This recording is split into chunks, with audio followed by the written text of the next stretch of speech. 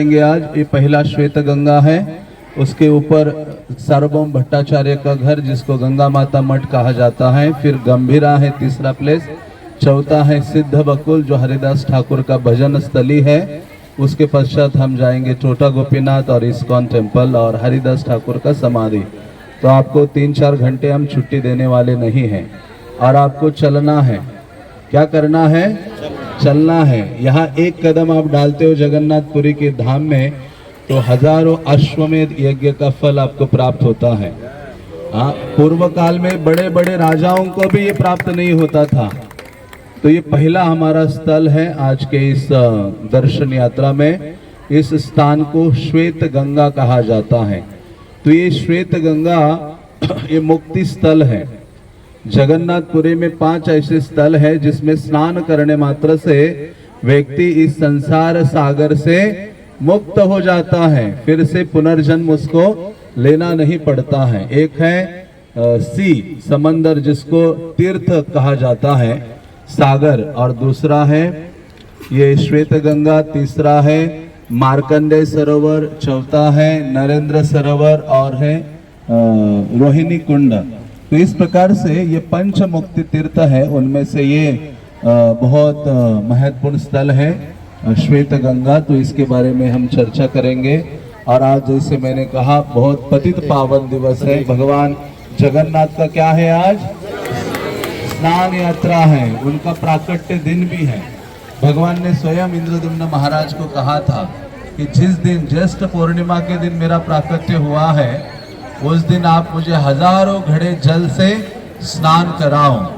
तो आज भगवान जगन्नाथ बाहर, अभी हम जब आए तो बलराम जी आए थे, उसको पहंडी कहा जाता है। 4 बजे भगवान निकले अपने जहाँ रत्न सिंहासन पर बैठते हैं ना, वहाँ से बलराम निकले हैं। फिर अभी सुभद्रा जी आएगी, फिर जगन्नाथ जी, हाँ, सुदर्शनी सब आकर वहाँ विराजमान होंगे, उनकी स्तुति आदि होगी।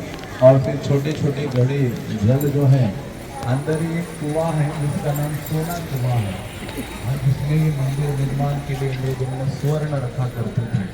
हाँ, तो उसमें वो जल है विशेष जल जिसके द्वारा स्नान कराया जाता है भगवान जगन्नाथ को। और आज हजारों की संख्या में लोग आ रहे हैं जगन्नाथ का दृष्टि प्राप्त करने के लिए। कभी कभी हमें लगता है कि अरे मैं गया और भगवान जगन्नाथ का दर्शन मुझे ठीक से नहीं मिला। जैसे कल आप सबको अनुभव है, हाँ, पूरा सब भीड़ में घुस रहे थे और दिख रहे थे, नहीं दिख रहे थे, हाँ, कुछ संतुष्ट हो रहे थे, कुछ असंतुष्ट हो रहे थे। लेकिन हम इन आँखों से क्या भगवान जगन्नाथ को देखेंगे? लेकिन हमारा प्रयास ही काफ़ी है। भक्ति में एक ही चीज़ गिनी जाती है, आप कितना क्या कर रहे हो, प्रयास कर रहे हो कृष्ण की सेवा के लिए। कृष्ण प्रयास देखते हैं आपका। तो भगवान जगन्नाथ ने देखा कि कौन कौन लोग मेरे सामने आकर, हाँ, उनकी आँखों से हम बचने वाले नहीं हैं। कम से कम हमें नहीं दिखाई दिए तो, लेकिन किसने हमें देख लिया है? किसने देखा है? जय जगन्नाथ। हाँ, तो भगवान जगन्नाथ ने हमें देखा है। हाँ, इसी में हमें उनका कृपा प्राप्त हो गई है। तो ऐसे भगवान जगन्नाथ की सेवा के लिए इस धाम में 8 चंडिकाएं हैं जिनको मातृकाएं कहा जाता है, 5 महादेव आदि है, और कई सारे ऐसे तीर्थ हैं जल, हाँ, जो भगवान जगन्नाथ की सेवा के लिए। जगन्नाथ मंदिर के अंदर कल हम हो सके तो जाएंगे, अंदर के सारे दर्शन करेंगे। तो वहाँ गंगा और यमुना भी है विराजमान, हाँ, छोटे छोटे कुएं के रूप में, जिससे भगवान का सारा भोग, हाँ, बना जाता है। तो वहाँ गंगा यमुना भी उनकी सेवा के लिए है। और गंगा साक्षात यहाँ प्रकट है। इस स्थान को श्वेत गंगा कहा जाता है। तो ये गंगा से अभिन्न है और गंगा भगवान के चरणों से निकली है। तो चरणामृत है ये जो श्वेत गंगा है। तो एक राजा थे जिनका नाम था श्वेत। हाँ, ये महाराज इंद्रद्युम्न के समान ही भगवान की सेवा के लिए बहुत उनका बड़ा हृदय था। ऐसे कहा जाता है कि जीवन की सफलता है कि भगवान की सेवा में हम अपने आप को नियुक्त करें। कई बार व्यक्ति के पास धन आता है और धन आने के बाद भगवान की सेवा कम हो जाती है, बल्कि जो धन आए, योग्यताएं आए, या जो मतलब शिक्षा आए, सब कुछ आए, तो भगवान की सेवा भी बढ़ानी चाहिए। और कभी कभी कुछ धनवान लोग होते हैं वो अपने घर में पुजारी किराए पे रखते हैं, किराए पे मतलब सैलरी देकर रखते हैं कि आप भगवान की सेवा करो। हाँ, तो वैसे नहीं होना चाहिए। महाराज अम्बरीश खुद सब प्रकार से भगवान की सेवा करते थे स्वयं। तो उसी प्रकार से यहाँ राजा श्वेत थे जो जगन्नाथ के लिए स्वयं कुकिंग करते थे, सब प्रकार की सेवाएं करते थे, सारी व्यवस्था करते थे, खुद झाड़ू लगाते थे। ऐसे राजा श्वेत का इतना भक्ति भाव था कि भगवान जगन्नाथ को अपनी सेवा के माध्यम से उन्होंने बांध लिया। हाँ, कैसे बांध सकते भगवान को? सेवा के माध्यम से। तो ऐसे भगवान को बांध दिया और सेवा करते रहे और रोज खिचड़ी बनाकर ऑफर करते थे, कुछ अन्य चीजें भी। तो इनको लगा कि क्या भगवान जगन्नाथ मेरा ये जो मैं उनको अलग अलग भोग अर्पित करता हूँ और अलग अलग जो खिचड़ी वगैरह अर्पित करता हूँ, क्या कभी खाते होंगे मेरा जो भोग है? तो एक दिन ऐसे बाहर निकल रहे थे तो उन्होंने देखा कि लक्ष्मी देवी जगन्नाथ को सर्व कर रही है। हाँ, भोजन जगन्नाथ को क्या कर रही है? खिला रही है। इन्होंने देखा कि अरे, क्योंकि यहाँ जगन्नाथपुरी में सारे देवी देवतागण आकर बहुत सुंदर सुंदर व्यंजन बनाकर जगन्नाथ को अर्पित करते हैं। इनको थोड़ा सा लग रहा था कि मेरा व्यंजन शायद नहीं खाएंगे, क्योंकि देवी देवताओं के पंच पकवान वो ग्रहण करते हैं। तो फिर जैसे बाहर निकल रहे थे तो उन्होंने देखा कि लक्ष्मी देवी कुछ भगवान को खिला रही है और इन्होंने जो बनाई हुई खिचड़ी है, अलग व्यंजन है, वो खिला रही है। तो इतने आनंदित हो गए, संतुष्ट हो गए, नाचने लगे कि मेरा आज जीवन सफल हो गया कि भगवान जगन्नाथ ने मैंने जो बनाया है रोज खिला रहा हूँ तो उन्होंने स्वयं ग्रहण किया है। तो ऐसे जगन्नाथ ने जब ग्रहण किया तो भगवान जगन्नाथ प्रकट हो जाते हैं। कहते हैं राजा श्वेत, हाँ तुम इतने मेरे महान भक्त हो, निष्ठा के साथ मेरी सेवा करते हो, तो क्यों नहीं मैं उसको स्वीकार करूंगा? क्योंकि मैंने भगवत गीता में वचन दिया है, पत्रम पुष्पम फलम तोयम यो में भक्त्या प्रयच्छति तदहम भक्ति उपरतम अश्नामि। अश्नामि मीन्स मैं खाता हूँ। हाँ, जो प्रेम से अर्पित करता है भगवान उसको खाते हैं। तो ऐसे भगवान ने कहा कि आप कुछ क्या दूं मैं आपको? तो भाई कहते मुझे आप बस आपके चरणों की सेवा और भक्ति की भावना मेरे हृदय में वृद्धिंगत हो। तो भगवान ने कहा, हे राजा श्वेत, तुम मेरे इतने महान भक्त हो और तुम्हारे कारण ही इधर ये गंगा प्रकट हो गई है। तो इस स्थान में राजा श्वेत ने यज्ञ किया था, जिस यज्ञ से क्या निकल आ गई बाहर? गंगा देवी प्रकट हो गई। इसलिए इस स्थान को श्वेत गंगा कहते हैं। क्या बोलते हैं? जोर से। हाँ, श्वेत गंगा, राजा श्वेत के कारण गंगा देवी का यहाँ यज्ञ से प्राकट्य हुआ है। गंगा देवी जगन्नाथ की सेवा के लिए यहाँ पतित पावनी जगन्नाथ जो गंगा है वो प्रकट हो गई है। और ऐसे श्वेत राजा को कहा कि हे राजा, समंदर और रोहिणी कुंड इन सब के बीच में एक स्थान होगा, हाँ, जो श्वेत गंगा है, उसके तट पर मैं विराजमान होऊंगा। भगवान का नाम माधव है। हाँ, मैं माधव हूँ और मेरे साथ तुम्हारा विग्रह होगा और मेरा नाम क्या होगा? श्वेत माधव होगा। क्या होगा? हाँ, तो भगवान कितने दयालु हैं, अपने भक्त का नाम अपने साथ रखते हैं जो सेवा करता है। इसलिए कृष्ण को हम क्या कहते हैं? राधा कृष्ण सीताराम, है ना? क्योंकि राधा रानी भगवान की सेवा करने में सर्वोच्च है। प्रभुपाद ने कहा कृष्ण को फूल अर्पित करना है तो राधा रानी के हाथ में दे दो। राधा रानी क्या करेगी? कृष्ण को देगी। और कृष्ण की हिम्मत नहीं है कि मना करूंगा कि नहीं लूंगा फूल। हाँ, क्योंकि राधा रानी के प्रेम में कृष्ण वश में है। तो इस प्रकार से राजा श्वेत का प्रेम और सेवा भावना देखकर भगवान जगन्नाथ ने कहा कि तुम मेरे साथ इस श्वेत गंगा के तट पर, वहां छोटा सा मंदिर है पेड़ के नीचे, हम वहां जाएंगे। लेकिन आप जब जाते हो तो एक रास्ते से जाइए और दूसरे से वापस आइए, और बहुत ज्यादा अंदर कुछ लंबी प्रार्थना मत कीजिए। जाइए, थोड़ा सा ऐसे झुक जाइए और हरे कृष्णा कहते हुए बाहर आइए, क्योंकि इतने भक्तों को एक छोटे से मंदिर में दर्शन करने के लिए आधा घंटा लग जाएगा हमें। तो वहां अंदर भगवान श्वेत माधव और राजा श्वेत के भी विग्रह हैं। और ऐसे कहा जाता है, जब हम जगन्नाथ मंदिर में भ्रमण करते हैं, आनंद बाजार में गए थे कई लोग, कितने लोग गए थे आनंद बाजार में कल, जहां भगवान का प्रसाद बट रहा था। हाँ, तो ऐसा जो आनंद बाजार है क्योंकि हमें आनंद एक ही चीज में आता है। कौन सी चीज में आता है? प्रसाद पाने में ही आता है, इसलिए उस मार्केट प्लेस का नाम क्या रखा है? आनंद बाजार। तो जब जगन्नाथ मंदिर में सब जगह जगन्नाथ प्रसाद ऐसे गिरता है ना, तो हमारा पांव उसके ऊपर पड़ता है, तो वो अपराध है प्रसादम के प्रति। और ये भी कहा गया है कि प्रसादम का अनादर नहीं करना चाहिए। जगन्नाथ प्रसाद ऐसा है, कोई आपको कहे लीजिए, हाँ, तो उसको क्या करना चाहिए? तुरंत ग्रहण करना चाहिए। प्राप्ति मात्रे न भोक्तव्यम, प्राप्त हो जाए तुरंत खा लो, तुरंत उसका सेवा कर लो। तो ऐसे प्रसाद के ऊपर हमारा पांव पड़ता है तो ये अपराध हमें लगता है, और वो बहुत बड़ा अपराध है जगन्नाथ के प्रसाद के प्रति। तो उस अपराध से हम मुक्त हो जाते हैं जब यहाँ आते हैं। यहाँ आकर वहाँ श्वेत माधव का क्या करते हैं? दर्शन कर लेते हैं। तो ये ऐसा ये स्थान है और गंगा से अभिन्न है, क्योंकि यहाँ जगन्नाथ के जो सेवक होते हैं वो जगन्नाथपुरी छोड़कर जाते नहीं हैं।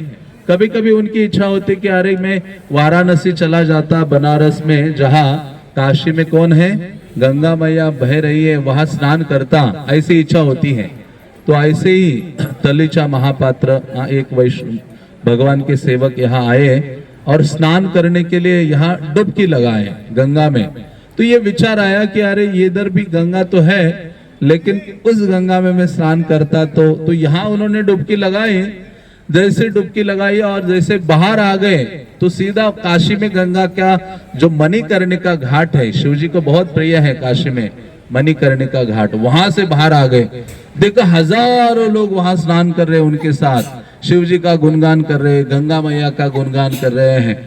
तो इतने आनंदित हो जाते हैं और फिर उनको अपने जगन्नाथपुरी की याद आती है, कहते फिर से डुबकी लगाते तो यहाँ बाहर निकल आते हैं।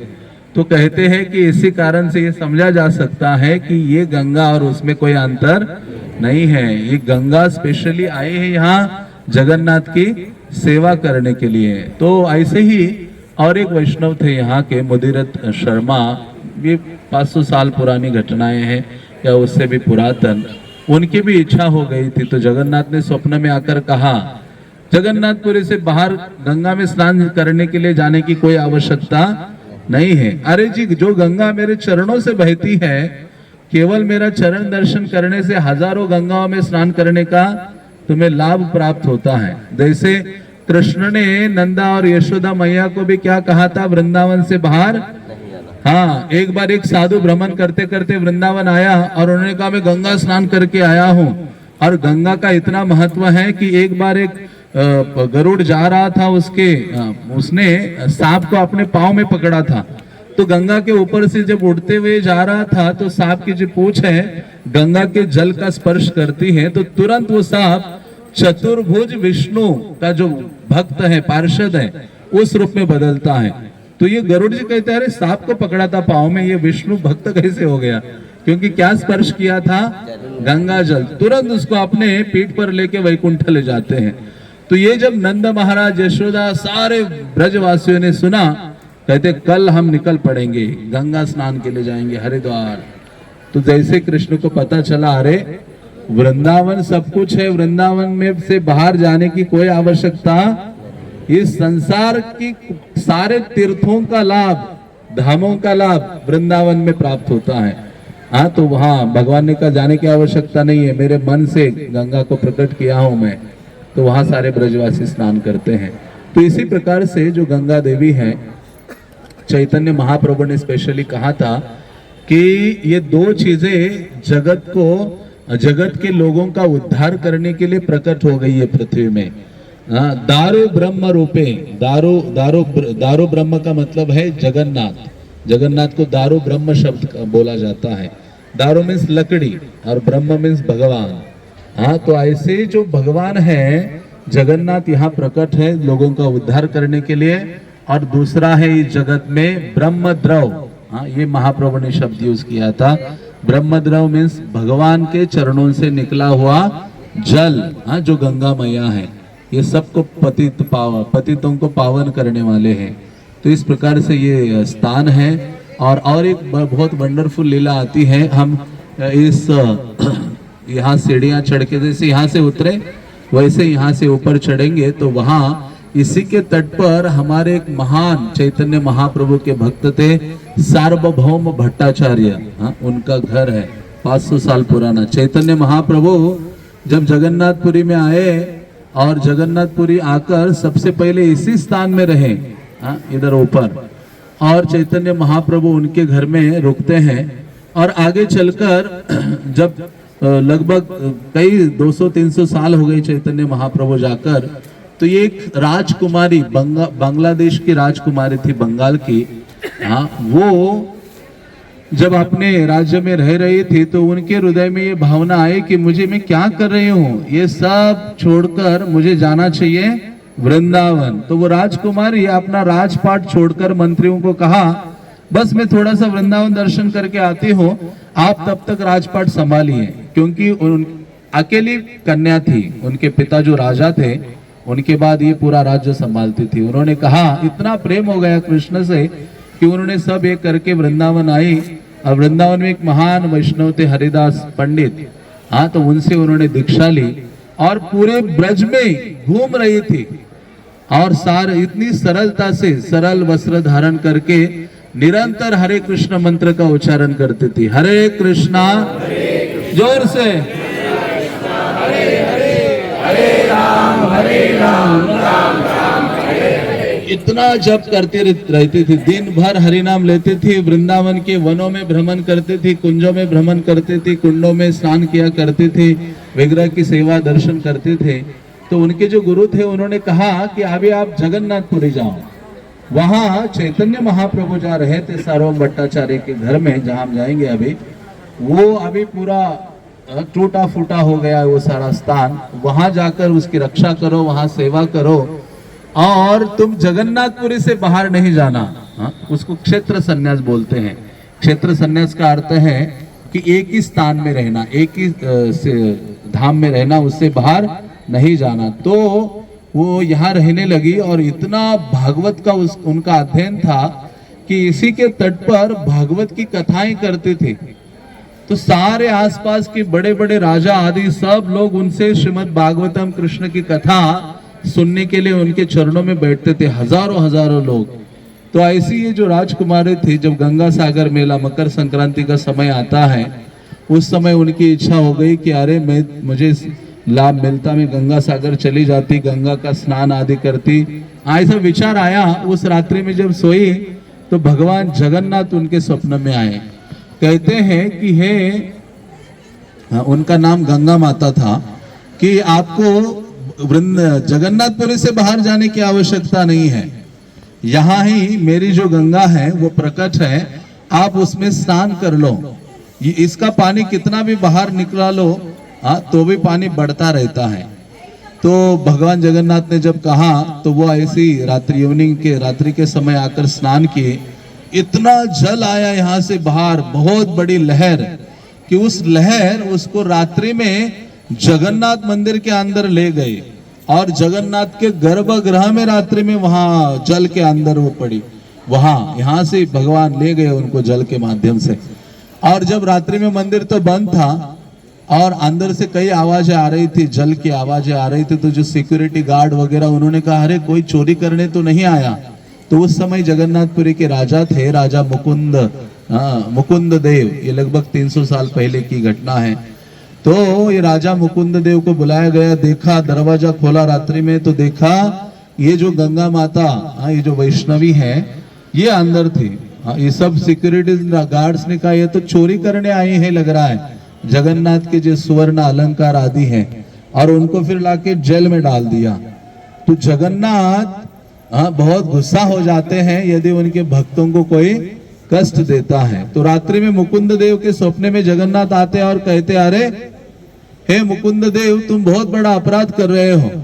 उन्होंने फिर भगवान जगन्नाथ ने कहा कि अभी से अभी तुरंत जाओ, उनको वहां से छोड़ो, उनका आदर सम्मान करो, उनको प्रणाम करो, और तुम और जितने भी यहाँ सेवकगण है सब उनसे दीक्षा ले लो, अपना गुरु के रूप में उनको स्वीकारो। राजा मुकुंद देव आते हैं, उनको बाहर करते, आदर सम्मान देते हैं और उनसे दीक्षा ग्रहण हो के वो कहती नहीं नहीं मैं तो बहुत पतित हूँ, मैं योग्य नहीं हूँ, बहुत विनम्र होती हैं, भक्त का ये स्वभाव है। क्या है? उत्तम हैया अपना के माने अधम, उत्तम होकर भी अपने आप को क्या मानता है? छोटा मानता है। हाँ, तो ऐसे उनका हृदय था। और गंगा माता गोस्वामी ने फिर कहा कि मैं बाकियों को तो नहीं, ये राजा आपको ही दीक्षा देती हो। तो राजा को दीक्षा दी।